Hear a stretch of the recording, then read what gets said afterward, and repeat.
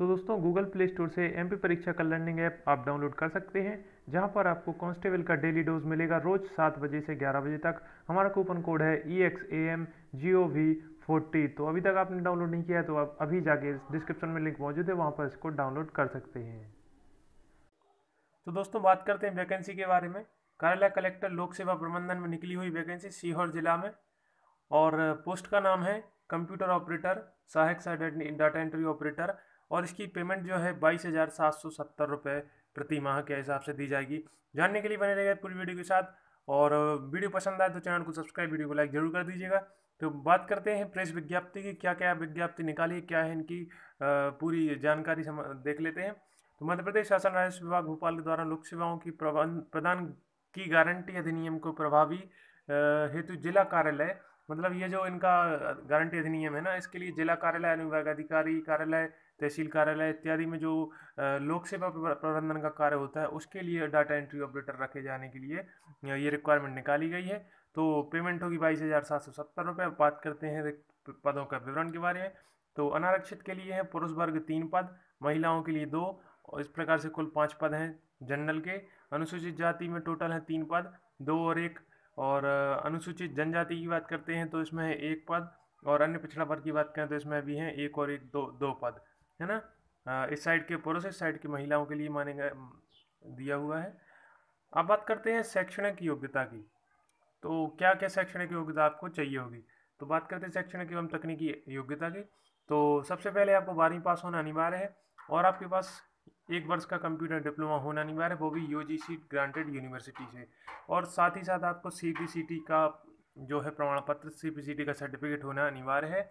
एवं सीपीसीटी परीक्षा में कंप्यूटर प्रोफिशिएंसी के साथ साथ अंग्रेजी एवं हिंदी दोनों टाइपिंग पास होना अनिवार्य है। जी हाँ दोस्तों, इंग्लिश प्लस हिंदी दोनों टाइपिंग पास होना आपके लिए इसमें अनिवार्य मांगा गया है, ठीक है।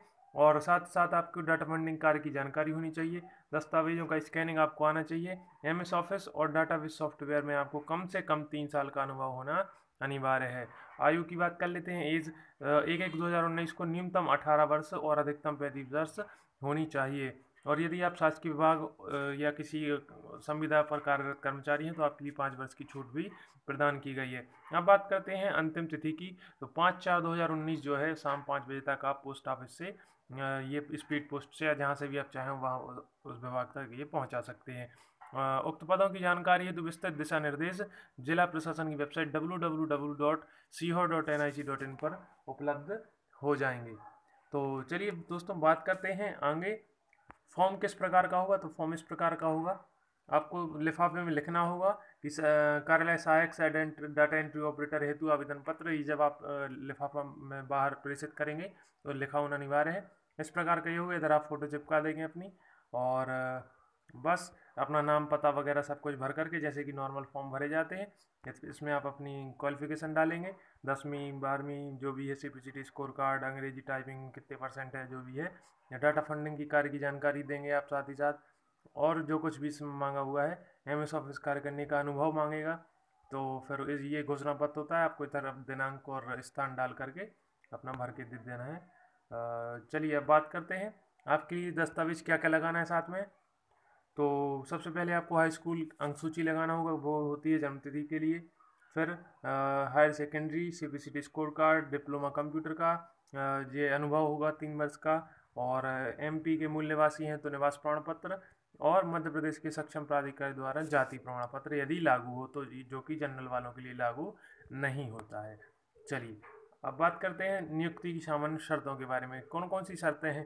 तो संविदा की अवधि की बात कर लेते हैं। तो संविदा की अवधि 1 वर्ष के लिए वैध होगी जब से आप कार्यभार ग्रहण करेंगे, क्योंकि ये बढ़ती रहती हैं।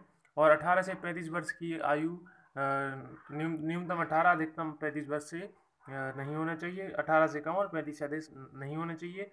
संविदा नियुक्ति के दौरान दोनों पक्षों में किसी एक पक्ष के द्वारा 1 माह का नोटिस या वेतन देकर, ठीक है, 1 माह का नोटिस या 1 माह का वेतन देकर नियुक्ति समाप्त की जा सकती है। अब बात करते हैं पारिश्रमिक की। तो संविदा सेवा में प्रतिमाह एकजाई वेतन दिया जाएगा 22,700 रुपये, है ना। संविदा नियुक्ति के दौरान शासकीय आवास गृह की पात्रता नहीं होगी। यात्रा भत्ते भी उसी प्रकार दिए जाएंगे जिस प्रकार मध्य प्रदेश के 3य श्रेणी के कर्मचारी को दी जाती हैं। अवकाश जैसे कि सभी में लागू होता है 13 दिन का आकस्मिक अवकाश और 14 दिन का चिकित्सा अवकाश की पात्रता होगी।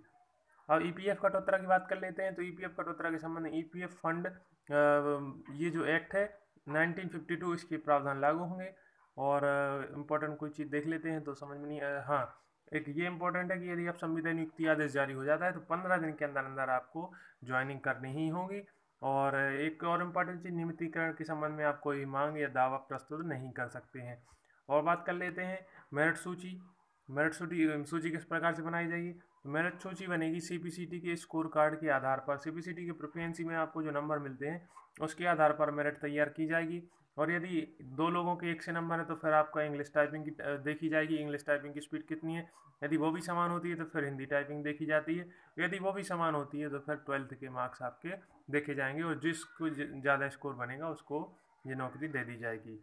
बस और कुछ ज़्यादा है नहीं इसमें। और चलिए बात कर लेते हैं और कुछ अच्छा सही से निकल के आता है यदि कुछ। हाँ, बस यही है, 22,770 आपकी पेमेंट होगी। इसके लिए 3 सदस्य समिति गठन होगी और वो आपका इंटरव्यू और मेरिट वगैरह की ये सब जो कुछ काम होगा वो करेंगे। तो चलिए दोस्तों, आज के लिए बस इतना ही। बहुत बहुत धन्यवाद।